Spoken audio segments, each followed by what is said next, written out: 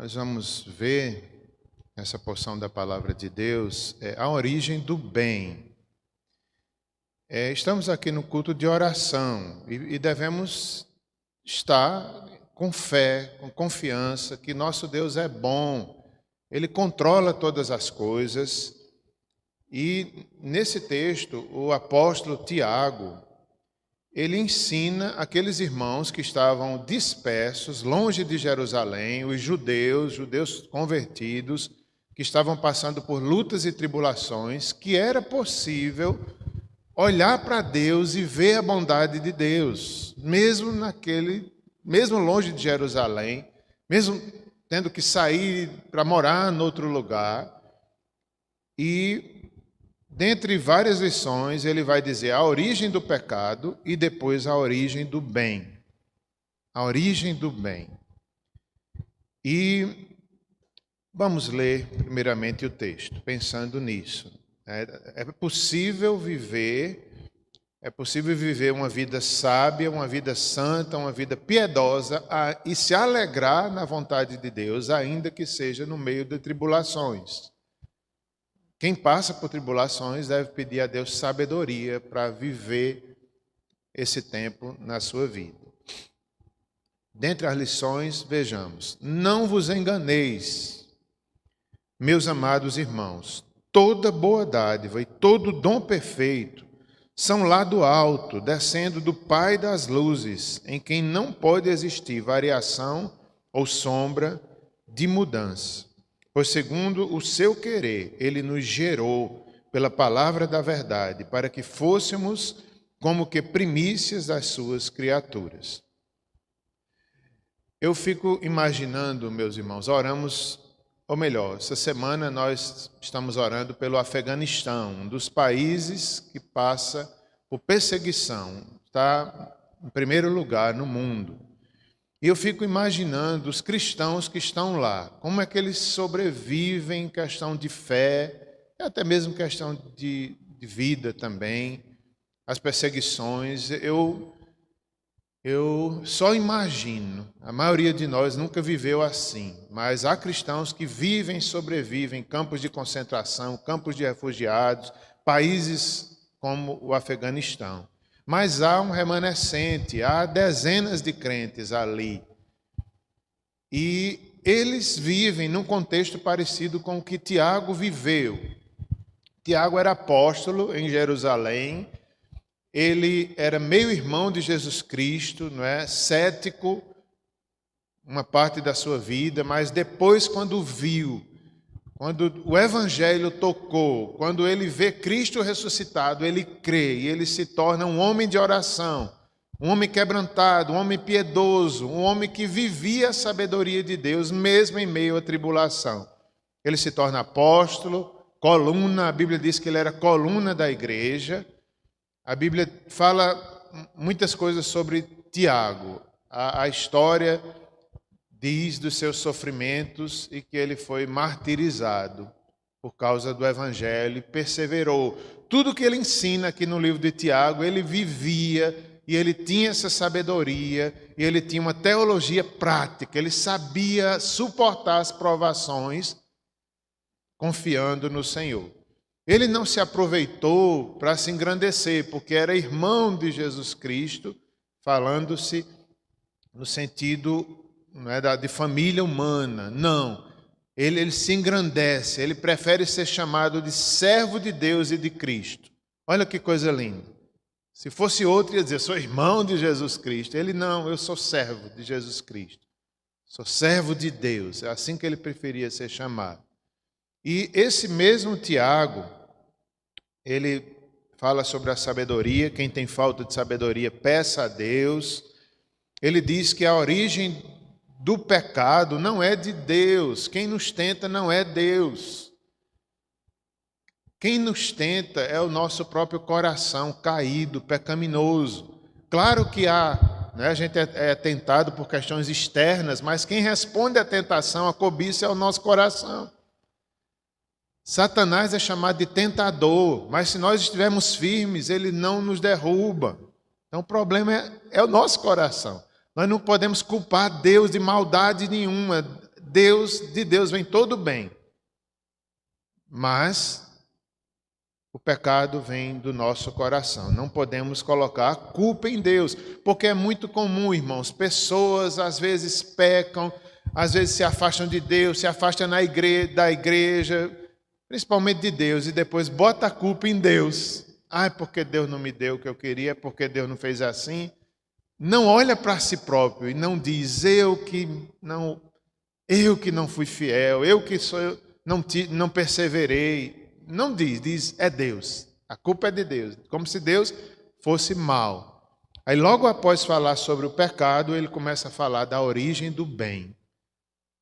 É em Deus. Tudo que é bom vem de Deus.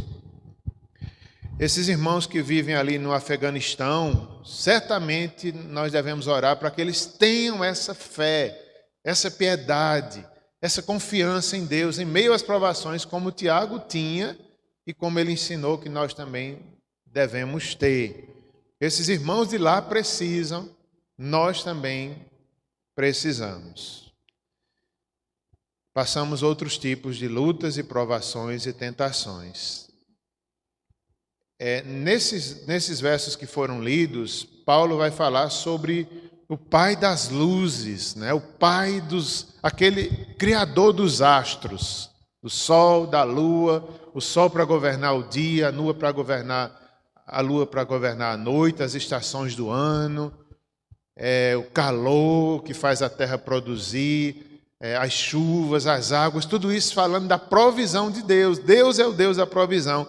Ao orarmos, nós devemos lembrar disso. Estamos aqui porque cremos no Deus, Criador do sol, da lua, da terra, aquele que proveu vida, aquele que sustenta o ser humano. É a Ele que oramos, é dele que dependemos. Há uns 2 meses e pouco atrás, eu fui em Fortaleza, eu e minha esposa Simone, e fui a um casamento. E quando a gente foi uma viagem boa, a gente gosta de ir ouvindo louvores, conversando, já pertinho de Fortaleza. Que cena tão bonita, nunca mais eu tinha visto aquela cena. Era o pôr do sol, ainda muito alto, mas já declinante.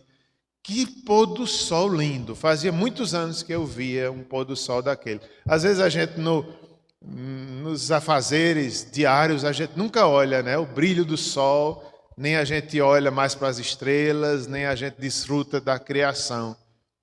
Principalmente em cidades grandes, parece que a gente esquece de olhar para o céu, não é? Mas naquele dia em Fortaleza, parecia que eu estava vendo o sol pela primeira vez. Imagina Adão quando viu o sol pela primeira vez, né? Irmãos, que sol lindo, ainda alto, muito tempo da viagem, o sol assim, a gente chegando em Fortaleza, ainda um pouco distante, até que o sol foi declinando e as nuvens mudando de cor, e nuvens lindas, pareciam uns castelos, e a gente começou a imaginar a glória de Deus. Se o sol, que é criado por Deus, tem essa glória, imagina o Criador deste sol, né? Aquelas nuvens pareciam os castelos e parecia com o céu. Eu digo, olha Simone, como aquelas nuvens parecem as mansões celestiais. Um dia nós vamos chegar lá. Daqui a pouquinho a gente chegava em Fortaleza, mas um dia nós chegaremos nas mansões celestiais. O sol da justiça, Deus, o nosso provedor. Então, é uma comparação que ali eu estava fazendo e que aqui o apóstolo Tiago, pastor de Jerusalém, também estava dizendo àqueles que estavam longe de Jerusalém, dispersos, talvez pelos exilos passados na história de Israel, as 12 tribos, as 10 tribos, uma parte dessas 10 tribos estavam perdidas, dispersas, talvez pela providência de Deus, para que falassem do poder de Deus entre as nações. Então, de uma forma ou de outra, eram judeus dispersos, que sofriam longe do templo, longe de Jerusalém, e Tiago estava ensinando. Aqui nós vemos o pastor Tiago, preocupado com os irmãos que estavam longe de Jerusalém. Quando ele diz aqui, não vos enganeis, meus amados irmãos, a gente vê o amor dele por aquela igreja. Isso era uma carta que era lida nas igrejas, em vários lugares eram lidas, era uma carta geral. Então, aqueles irmãos que Tiago amava. Tiago sabia que eles estavam passando por lutas, então Tiago escreve para animar os irmãos dispersos,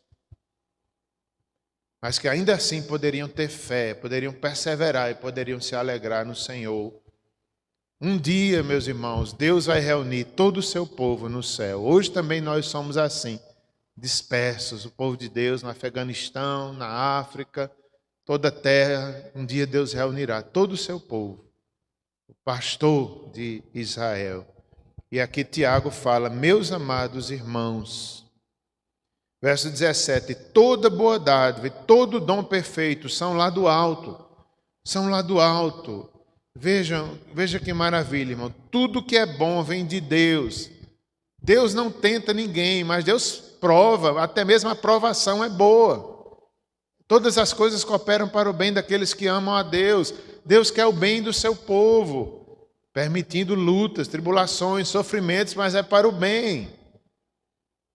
Nós não podemos esquecer isso. Deus me ama, Deus quer o meu bem, ainda com lutas, tribulações. Nós somos amados, nós somos filhos, nós somos povo de Deus. Um dia o Senhor reunirá todo o seu povo. Toda boa dádiva, tudo que é bom vem de Deus. Todo dom perfeito são lá do alto. Né? Todo dom, toda perfeição. O que é que Deus diz lá em Gênesis? Que toda a criação viu Deus que era bom. Primeiro dia, haja luz, e assim os animais, e assim a criação. E viu Deus que era bom. E viu Deus que era bom. Criou o homem à sua imagem e semelhança e viu Deus que era bom. Então aqui Tiago está dizendo que toda boa dádiva e todo dom perfeito são lá do alto. A eternidade será boa. A bondade de Deus é aqui na terra, nos seguirá por toda a eternidade. Descendo do Pai das luzes. Pai das luzes. O Criador das luzes. Criador do sol, da terra, como falei. Jesus, lá em João 8, diz que é a luz do mundo. Aquele que está com ele, aquele que anda com ele, nunca estará em trevas. Olha que promessa Jesus deu. Quem segue ele, quem vive com Cristo, que é o Filho de Deus, nunca andará em trevas, nunca. João, o mesmo João, o apóstolo João, lá nas suas cartas, vai dizer que nós somos filhos da luz. Devemos andar como tais. Então, nunca nós estamos sozinhos. Pode ser o maior escuro, sua alma tem luz. A maior tribulação, o país de maior perseguição, você tem luz no seu coração. Esse é o que Tiago estava ensinando. Vocês estão longe de Jerusalém, mas vocês são vocês são filhos da luz. O Pai das luzes, o Criador. Dele vem todo o bem, dele vem todo o dom perfeito, do alto. Pai das luzes, em quem não pode existir variação ou sombra de mudança. Deus nunca muda, Deus não varia, Deus não é bom num dia, no outro ele não é. Deus, antes mesmo de criar esse mundo, ele é o mesmo, ainda hoje, na eternidade. Deus não muda, o caráter de Deus não muda, por isso que nós podemos confiar, ele é confiável. Por isso que temos os cultos de oração, por isso que devemos orar, é a esse Deus, nessa fé, nessa confiança. É como se ele dissesse assim, o sol, às vezes a nuvem embaça, a gente não vê nem o sol, as tempestades nos tiram a visão do sol, parece até que ele não está lá, mas ele está. Com Deus nunca acontece isso, Deus não tem nuvens que o impeçam. Deus não tem eclipse que faça diminuir o seu brilho. O sol representa o quê? A provisão. Esse planeta Terra, bastava Deus tirar o sol, a gente morreria. Porque não haveria produção de frutos, de árvores, de alimento. Então significa que se o sol é assim, Deus é infinitamente mais do que o sol. Dele que vem tudo isso. Ele não tem variação nem sombra de mudança. Deus não muda. Por isso a gente pode orar. E o verso 18: pois segundo o seu querer, ele nos gerou pela palavra da verdade, para que fôssemos como que primícias das suas criaturas. Ele diz, ele continua ensinando, né? Pelo querer de Deus, ele nos regenerou pela palavra da verdade. É como se Tiago estivesse dizendo: você nasceu de novo, você tem um novo coração e essa é a maior bênção da sua vida. O Pai das luzes te regenerou. E por isso você pode se alegrar, seja no Afeganistão, seja em Campina Grande, seja em qualquer luta da vida, porque o Pai das luzes te regenerou. Você é um filho dele. Isso é tudo na vida, isso é a maior riqueza. Esses irmãos aqui estavam em sofrimento, às vezes talvez perdiam. Lá no livro de Hebreus, capítulo 9, 10, nós vamos ver os hebreus, como era a vida deles. Tempos de perseguição, perdiam casa, perdiam dinheiro, tudo por causa do evangelho.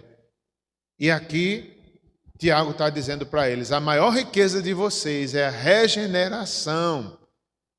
Vocês foram receber um novo coração, vocês são filhos de Deus, pela vontade de Deus. Ele nos regenerou pela palavra da verdade. Qual foi o meio pelo qual Deus regenerou o seu povo? A palavra da verdade. A palavra, a instrução, aquilo que Jesus ensinou, depois os apóstolos ensinaram, aqui Tiago está ensinando. Por essa palavra eles foram salvos. Eles creram. Da mesma forma nós cremos pela palavra apostólica, aquilo que Jesus ensinou, depois seus apóstolos ensinaram, as revelações que receberam de Deus, o Espírito Santo. Essa é a palavra de Deus que gera vida, que gera comunhão com Deus, que gera oração. Por esta palavra da verdade, eles tinham a maior bênção da vida, que era o fato de serem regenerados e filhos de Deus. E, finalmente, para que fôssemos como que primícias das suas criaturas. Parece, alguns comentaristas acreditam que ele está dizendo, comparando, né? Tiago, a igreja de Jerusalém, os cristãos dispersos, aqueles primeiros que creram no evangelho, eram as primícias para Deus, os primeiros a crerem, depois da ressurreição de Cristo, o derramar do Espírito em Pentecostes. Muitos creram, as primícias, assim como na antiga aliança, né, os frutos, as primícias eram dadas a Deus, o dízimo. Então, eles eram as primícias. E, de certa forma, nós continuamos a ser. O Senhor continua a salvar, o Senhor continua a ceifar, a colher os frutos do seu penoso sacrifício, que somos nós, nossas vidas transformadas, e essa é a nossa maior riqueza. Por isso nós podemos nos alegrar, até mesmo nas provações, e pedir a Deus sabedoria para vivermos assim, seja aqui ou no Afeganistão. Deus nos abençoe.